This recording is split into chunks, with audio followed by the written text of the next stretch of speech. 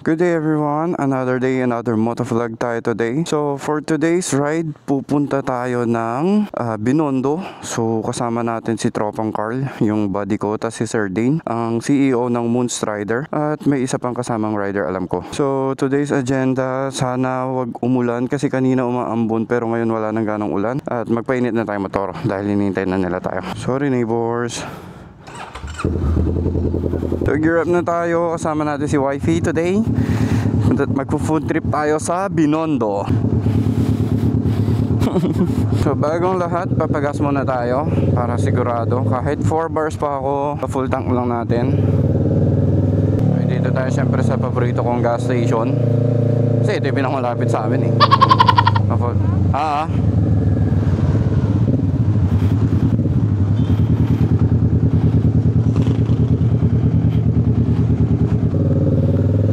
Alright guys, so nakapagpagas na tayo. Punta na tayo sa meet-up place namin sa Here Cafe. Actually nandun na sila, pero ang usapan kasi is 8 AM. So 7:30 pa lang naman, pero napaaga din yung dating nila. So nagbe-breakfast na dun yung mga kasama natin. At tayo eh, kaya hindi na tayo magbe-breakfast dun. Hindi, kumain na kami sa bahay kasi may food pa kami dun bago umalis.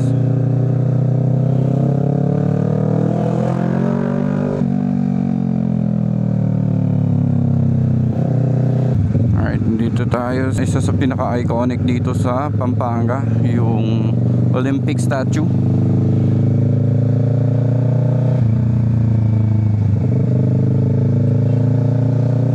Puntahan muna natin sila sa Here Cafe dito sa may loob ng Clark dahil dyan yung napili nilang meet up at breakfast cafe na kakainan. The first time kong pupunta sa Binondo, pero very familiar na ako sa mga food doon na tinitinda nila. Lagi ko napapanood pero hindi pa ako nakakain doon. So sobrang excited, mag food trip tayo doon. Lalo na ako, mahilig ako sa dimsum. Sabi nila marami daw masasarap na dimsum doon. Ito na matutupad na yung pangarap kong vlog content as food travel vlog. Busog na naman ang aking tiyan. Plus kasama pa natin si Tiffany, ang aking wife. So kasama ko siya sa aking trip. Tapos kasama din yung mga tropa. So enjoy talaga. Wow, ang dami. Saan yung parking?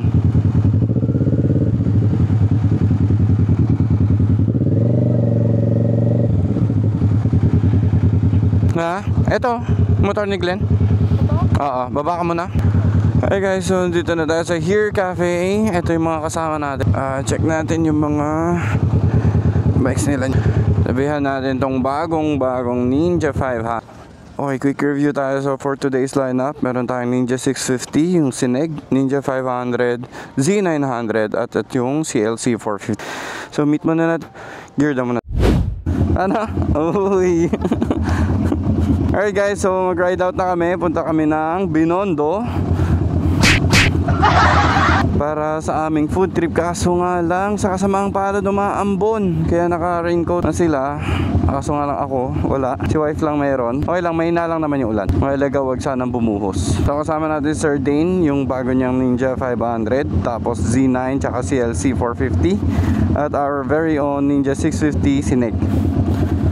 Apat lang kami, mag food trip lang doon. Tapos pagkatapos kumain, uwi din. Pero sana maging maaraw mamaya para naman ma-enjoy namin yung trip ngayong araw na to. Basta siya yung mag-guide pag Port Manila na. Si ano? Okay. Okay. Exit, tapos back over.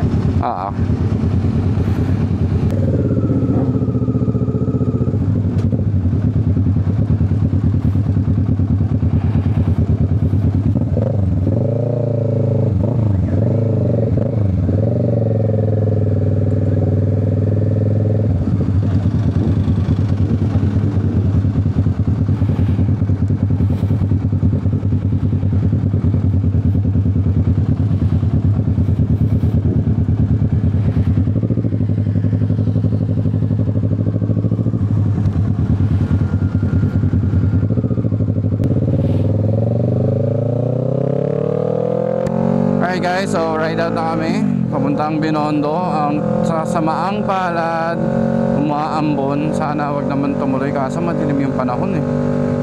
Mukhang hindi hinto ito.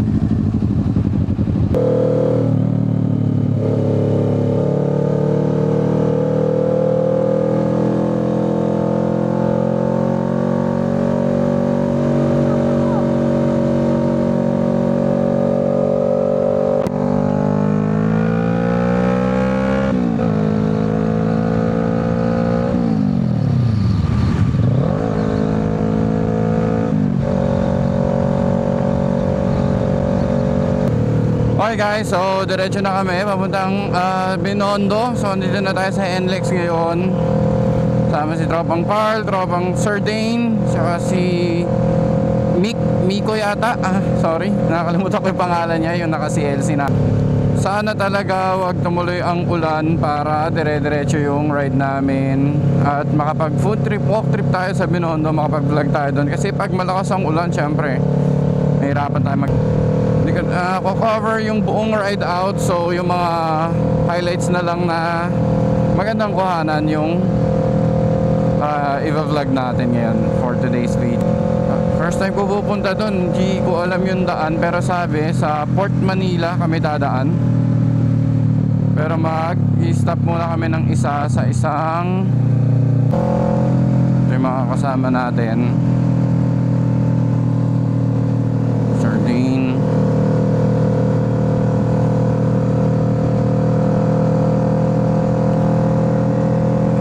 CLC 450 natin.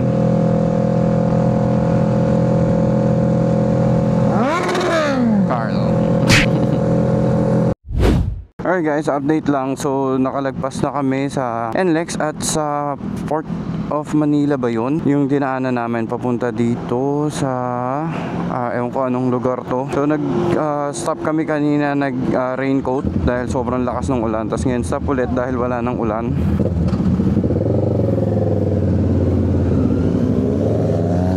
At continue ang journey papunta sa Binondo para makakain ng masarap na food. Hindi ko alam anong lugar na to, somewhere in Manila. Pero parang papuntang Divisoria eh. So kanina ang lakas ng ulan, pati camera binag ko muna dahil nga dire-diretso yung biyahe. Nagkapote lang kami tapos diretso na. Tapos pagdating dito wala nang ulan. Tanggal kapote dahil sobrang init na eh. Okay guys, so dito na kami ngayon sa papuntang Binondo. Dito kami nag-park. Ayun, may parang photo bomber. So ito yung, ang ganda na parang arco nila. Tapos dito kami nag-park. Ito yung mga bikes namin. Freshen up lang dahil nga grabe ulan. Tapos biglang umaraw, uminit.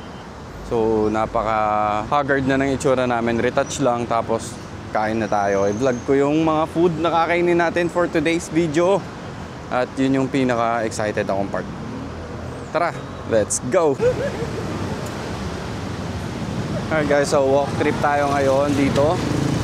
Hindi ko alam ano ito eh, lugar to.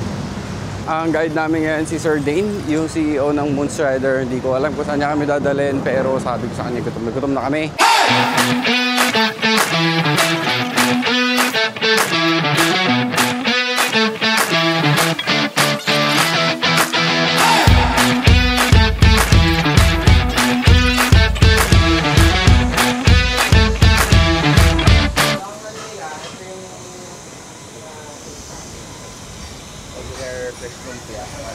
Alright, so for first meal, po wing lumpia. Tingnan natin anong itsura. Uy. Oh, nakabalot. May sauce. Alright, try muna natin first bite. Lagyan siya ng sauce. Try natin siya. Perfect bite.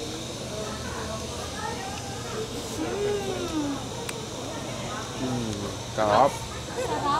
Panalo. Alright, so naubusan natin tong po wing lumpia. Napakasarap at napaka-tasty. Iba yung lasa niya doon sa mga regular lumpia na nakakain namin. Kakaiba yung mani. Sarap talaga ng mani. So, punta na kami sa next destination. Ano daw next na? Buhay na mani naman po. Buhay na mani. Naku, delikado yun. Check natin to. Nakalaki ang mga Chinese pre. Oh, grabe. Ang laki naman ng longganisa ng Chinese. Ayun o. Sandang Grabe oh. Talong Pinoy dito. Okay, so dito na tayo sa arc ng Chinatown. Excuse po. Amoy mo yun? Mm-hmm. Yun yung egg tart. Ang bango. Grabe. Kaya laging na sa sold out yan. Ang bango. Kung bibili kayo, bili agad kayo. Oo. Ito. Ito yung Loro Stove Bakery. Ang bango, grabe. Okay, so ngayon try naman natin yung dried squid.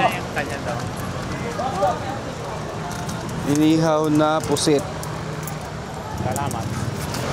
Ito yung mga napapanood natin sa TikTok or Facebook. Grabe yung suka nila oh. Sabi naghahalo-halo yung amoy, yung bango doon, ang bango nito. 10, 20 kg. Pusit, sir. Ayan. So, tikman natin ngayon kung anong lasa nito.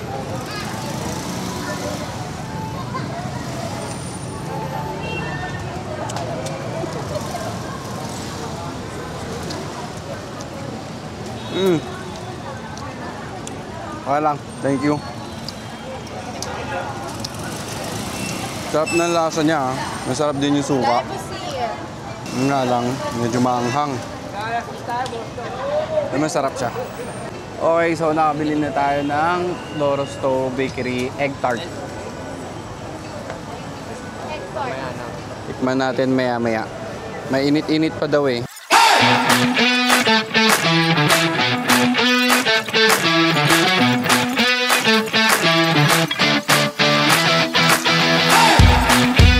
Okay, so nandito naman tayo sa most famous toasted siopaw. Itong the original Shanghai Fried Siopaw. Tayo. Ito yung inan ni iShow. iShow. Yan. Ibabag po natin. Dito yun. Meow. Meow meow. Ibabag natin. Lagay mo sa harap. Okay, so nakabili na tayo ng 3 pieces para sa aming tatlo. 105 yung tatlo eh. Ay, 35 pesos on. Okay, so ito na yung toasted siopaw natin. Since 1985 daw to dito. Tikman natin, rate natin. Dito lang tayo sa gilid ng kalsada kakain ngayon. So kung ma-record yung... Kumain nung pumunta kami dito kasi busog na kami. Kaming inain doon. Grabe, sobrang sarap pala. Ito. Second bite.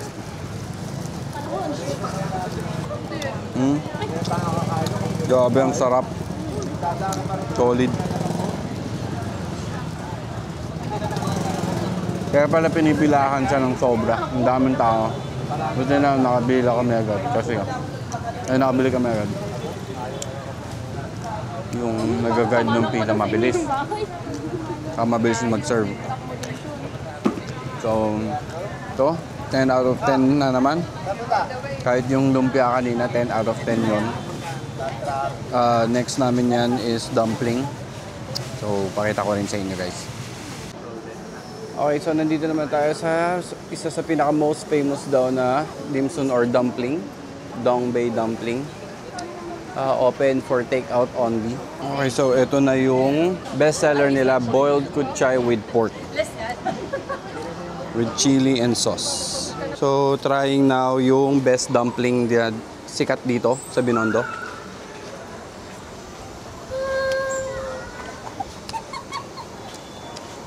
Sarap. Ito yung sauce. Isa pa. Perfect bite. Alright guys, so nandito tayo sa last stop. Big Bowl Noodles. Dito tayo kakain ng Mami. So let's go. Sukin na natin yan.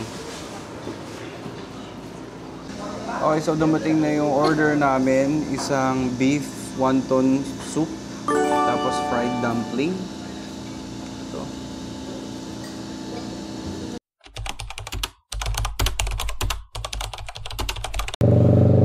Alright guys, so nandito tayo ngayon sa Shell gas station. Kasi nag-stop muna kami para magpahinga dahil hindi ko na nakuhanan ng video yung kanina habang after namin kumain kasi medyo pagod na. Tapos nung pauwi sobrang traffic. Grabe. Today is Saturday night din kasi sobrang traffic dun sa may Skyway at exit ng NLEX Balintawak. So, kailangan natin mag-focus sa daan kaya hindi ko na na-record yung video yung drive pa uwi. Thank you, sir. Highlight na lang natin yung mga nangyari for today. So, thank you sa mga nakasama ko, kay Sir Dane, kay Carl, kay Migs, sa mga asawa nila, at syempre sa aking misis. Hey, Tiffany. Sinamahan tayo sa ating trip today sa Binondo. At special guest nga pala yung isang kaibigan na ni wife ko, si Hershey. Shoutout sa'yo. Salamat sa pag-meet sa amin at pagsama sa mga masasarap na pagkain doon. So nag-enjoy kami overall sa Binondo. Experience is a 10 over 10. Grabe, sobrang sarap. Solid yung pagkain. Solve. So hindi ko nakukuhanan yung buong trip pa uwi. Simple outro lang. Thank you guys for watching. Papa J Motovlog.